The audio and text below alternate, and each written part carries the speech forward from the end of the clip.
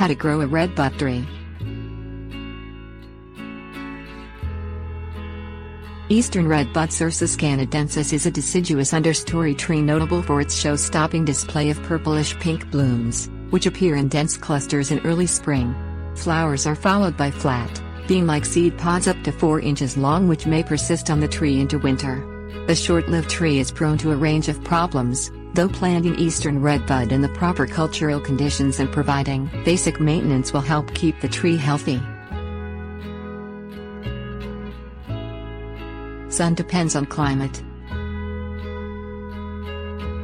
Eastern redbud is hardy in U.S. Department of Agriculture plant hardiness zones 4 to 8. In the northern end of the tree's range, full sunlight is ideal, while in the warmer southern part of its range, such as the lower Midwest, partial shade is preferable. Plant in a permanent location, as the tree does not do well when transplanted. If growing multiple redbuds, provide at least 25 feet of space between trees.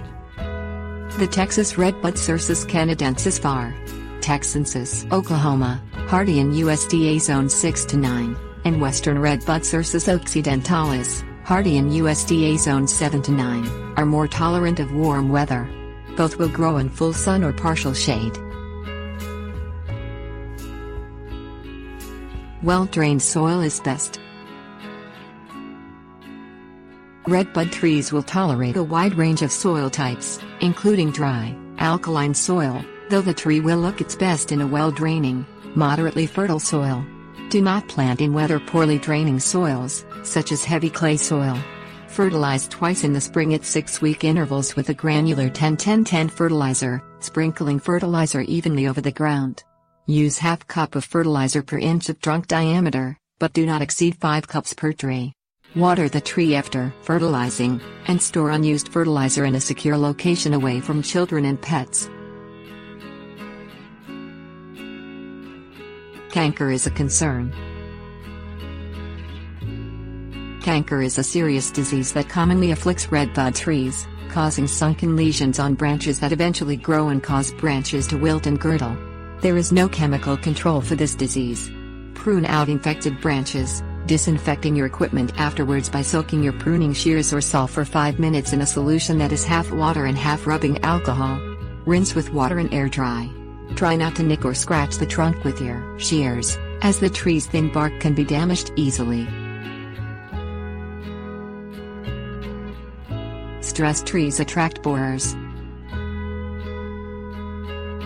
Though eastern redbud is drought tolerant, the tree grows best with regular irrigation. Water regularly to keep the soil moderately moist, but not waterlogged or flooded. Stressed trees, and older trees, are more likely to be attacked by pests such as borers. Check for borer symptoms, such as holes in the branches surrounded by sawdust-like frass. Prune out infested branches. If the infestation spreads heavily to the trunk, remove and destroy the tree to avoid spreading the borers to neighboring trees.